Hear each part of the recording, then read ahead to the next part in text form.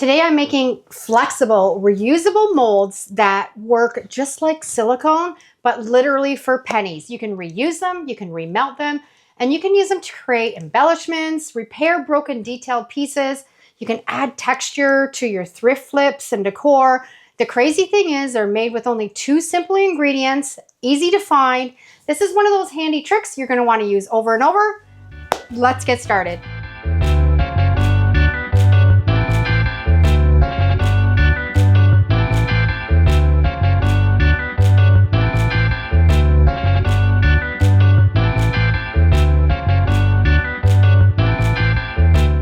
To make our molds, you're going to need some glycerin and some gelatin. Both these are really easy to find. You can find these at the grocery store. This is at the drugstore, Amazon. And you're going to need a glass dish, and you're going to need something to put your molds in. And this is my favorite thing, to use a silicone little muffin pan, but you can use a plastic dish, or this was like one of those little Jello things. I would try to stay away from anything like metal or anything that's going to be kind of porous and pull in those molds. You want something that's going to give you an easy release.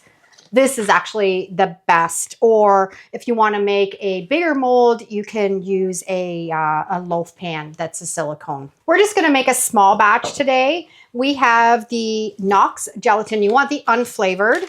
There's 4 packets in here. Each packet is a tablespoon. Now, I know every country and every areas might have different measurements, so we're not going to go by the grams. We're going to go by tablespoons, and we're going to add, first thing we're going to do, we're going to add some hot water. You don't want boiling water, you just want it hot.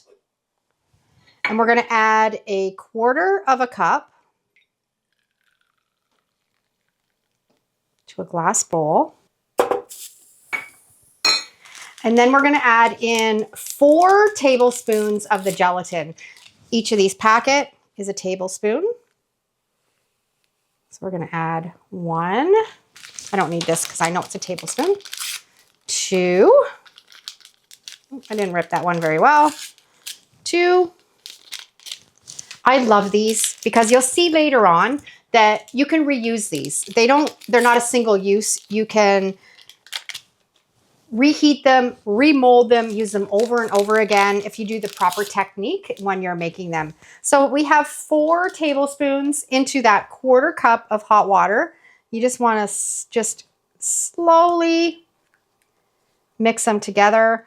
And now what we want to do, we just want to let this sit for 2 or 3 minutes. We want to let that gelatin, it's called bloom. We want it to bloom. So we're just going to walk away, leave it for 2 or 3 minutes. It's been 2 minutes, and now we're going to add the glycerin. We're going to add 2 tablespoons of the glycerin. 1,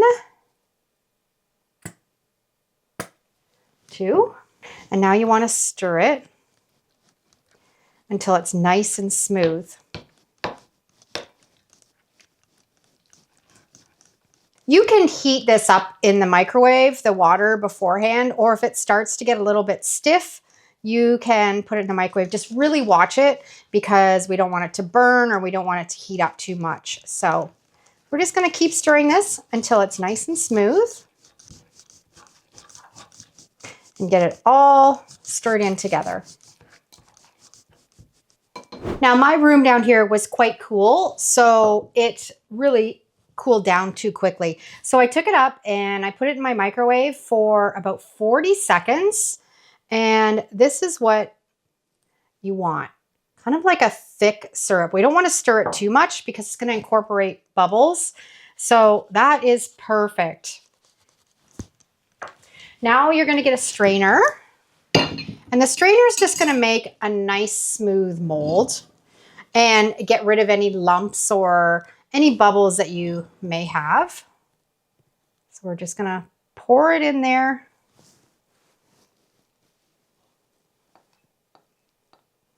And let it strain through. I'll just help it a little bit. This one actually didn't have hardly any lumps in it. It does have a few bubbles, but we'll work around that. I'm going to squish it all through. And if at any point you find that it hardens up or it gets too thick, pop it in the microwave again for 10, 20 seconds. Really watch it, and it'll go back to its liquid state again, and you can start back from scratch. That's what's so lovely about this recipe is it's foolproof. You can go back and you can fix it if you make a mistake. Okay, let's go on to the next step. I've got a couple things that we picked out to mold. I have a button, another button. I have a little brooch. I love this, a little ornate piece off of a doorknob. And well, actually this one might not, it might work. We're gonna work with it. So what you wanna do is you can just pour your mixture into the liner. You don't need very much. And we're just gonna let it sit for a minute. We're gonna see how many we can get out of here. And the nice thing about this is after you make these molds and you use your air dry clay or you use your plaster, whatever you're wanting in your molds, you can reheat it up and do something different. I think we're gonna get 2 for right now. So I've got some cornstarch. You wanna get a little paintbrush. Let's do the 2 buttons. Just coat it with a little bit of cornstarch, just so it doesn't stick. Just a little bit, doesn't need very much. We'll do these ones on a second batch. And you want to let this set for a little bit, and you want it to kind of be a little bit tacky, because when you put your button into it, you don't want it to sink down to the bottom. So you want it to set up enough that it's just going to sit on the surface and just be able to tap it down in order for it to work. So it's not quite ready. We're going to leave it for about a minute and then we'll be back. Okay, this is sat for about a minute and it's ready. If you find you have all kinds of bubbles on the top, you can use some alcohol and a little spray bottle. Just give it a really light mist. You don't need very much, just one little squirt. And you'll see all those bubbles kind of dissipate, but we don't have any on this, so we're not gonna worry about it. And you're just gonna take your object. You're just going to set it in, and you can see, you just wanna press it down so it just starts to go over the edge. And don't worry if you make a mistake. Warm it back up again and do another one. Press it right in till it just starts to go over the edge. Perfect. And you want to have enough of that underneath so when you're pushing it in, it's not pushing it right to the bottom. I like to use a little toothpick just to kind of go around the edge a little bit. That just releases any air bubbles that you might have. And now comes the part where you just have to be patient. You're just going to set these aside. I like to leave them out on the counter on a flat surface for about an hour. And then you want to put them in the fridge. And about 6 to 8 hours, you want to leave them and let them set up really well. Don't put them in the freezer because they'll go grainy and they'll crack. You just have to put it in the fridge. Just do it. Let it do a short, small cool down in the fridge, and we'll be back when that's done. While we're waiting for that to set up, I wanted to show you this because this is really cool. This has been maybe 10 minutes and you can see it's already formed and it's pretty strong. Like it takes a lot to kind of rip it or tear right there. Okay, to tear it, but you can take this, put it back in here, warm it up, do another mold. Now I know you're gonna have people, I'm gonna have people in the comments, is it food grade? This recipe that I am doing here right now is by no means food grade because I am in my craft room. Everything here has paint on it, has crafting supplies on it. These are not food grade. You would probably want to do some research on if you're wanting to use it for chocolate or candy or that kind of thing and get an alternative recipe. This one I'm showing you, I only use for crafting purposes. Okay, it is the evening. I've let these sit in the fridge for, it's probably been about 6 hours, and they look fantastic. I'm going to show you how easy it is to pop these out of these silicone trays. Here we go. So this is what it looks like. And you want to now, you can actually take these, if you've got little pieces that are kind of in the way, just kind of trim them with scissors. You want to pull the mold away from your object. You don't want to pull it right out. You just want to kind of gently just pull them away. And it's hard to see on camera, but I'm going to use some air dry clay and we'll show you the detail that it has. So that was a little button. Let's do this one. And you can see the depth of how much I put in. You want to make sure that you have enough so when you're pressing your object in, it's not going right to the bottom. This is a button. We're just gonna, and it's pretty flexible. You can work with it pretty good. And there you go. Another really great one. And off camera, we had some, I don't know if these are fails or not. So I'm just gonna show you what can happen. So this one here, I did a toonie. I'm from Canada. We have loonies and we have toonies. A toonie is worth $2. So I put one in and you can see it was still a little bit too warm and it sunk in and went to the bottom. But I think we can still save it. We're going to pull it out and I might trim around and see what kind of detail we got with that.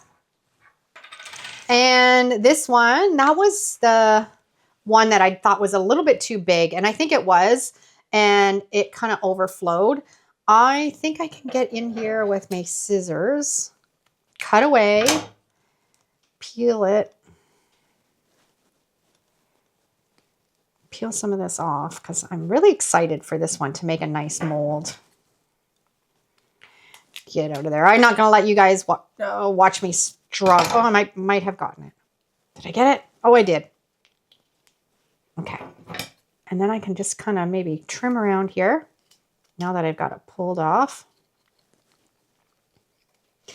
And again, remember, if you don't like the way that it turns out, you can throw this back in the microwave bowl, heat it up 30 seconds or so, and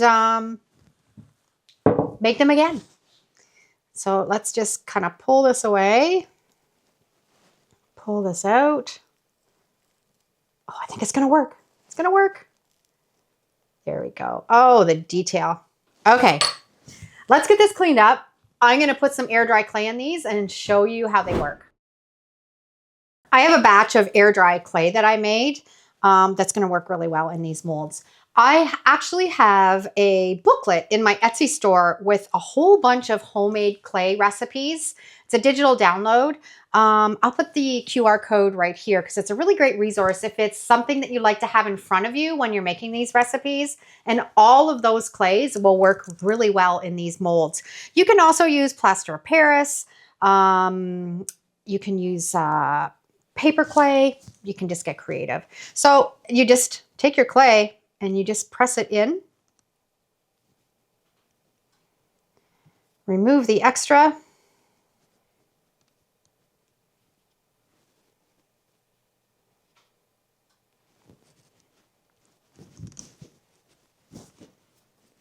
And then you can just peel away. And look at the detail of that mold. Beautiful. And you can set these aside and let them dry, and then you can sand them, add them to your DIY projects. Another great way you can use these molds, if you have a piece of furniture that's got a piece of broken trim on it, like a little piece, use these molds around a piece of the existing trim, recreate it, just have fun and experiment with it. And just get this. Oh, that's a pretty good replicate, duplicate. That's the word I want. Duplicate of the actual button. That looks really good. Okay, let's see how this toonie worked. This one was almost a fail, and I thought, oh, I'm going to just keep going with it. I was able to cut around the edges and get rid of some of that extra. I also have a recipe on silicone molds, which are more permanent and only one use. So you would make them and then you have them forever. Where these ones, after we've done this, you can chop them up and you can make them into something else. The silicone molds are more of a permanent mold. I'll put the QR code to that video right here if you want to check that one out too. I would say that one's a fail. That one didn't work. So what we can do, you just take it, you can chop it up, put it in your bowl, put it in your microwave, heat it up for like 20 seconds until it melts, and start the process all over again. I'm really curious to see how this one turned out. So let's get this in this mold.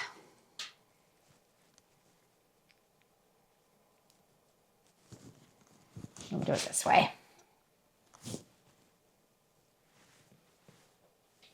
That's not bad. I think actually I need to take a little bit more time and really press into that one. This one should have been down deeper, should have gone deeper. And I probably should have used a different container that was a little bit bigger, because this one, it just doesn't fit in there very well. So I knew this was a 50-50. I'm going to be able to get some detail out of it, but not a lot. Now, if you want to save these molds as is, and you want to use them again at a later date, and you don't want to cut them up and make them up into something else, put them in an airtight sealed zippy bag. That probably works the best, or an airtight sealed container. Put them in the fridge and they will last for months. You want to keep them away from moisture and you want to keep them away from sunlight. But if you've put them in a zippy bag, get all the air out of it, put it in your fridge, they will last months. And you can just keep reusing it over and over and over again. And if you find that they're starting to get a little bit dried out, put a couple drops of the glycerin into it before you heat it up, and then mix it all together and it'll revive it and work fantastic. I just went and grabbed some of the silicone molds so I could show you the difference in them. These ones I made probably 2 years ago. I still use them all the time. That's the difference between the silicone molds, which are permanent, and once you make them, you can't do them into anything else. And this is the other molds, obviously.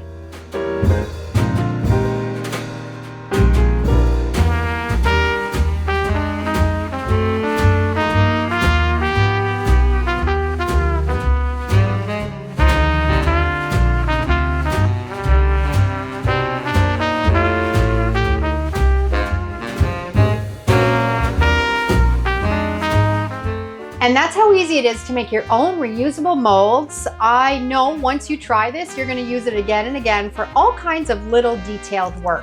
If you enjoyed this and you want to see more DIY and thrift ideas, don't go anywhere. Keep hanging out with me and watch the next video right here. You're going to love it. It's packed with inspiration and tips you can use right away. I'll meet you over there.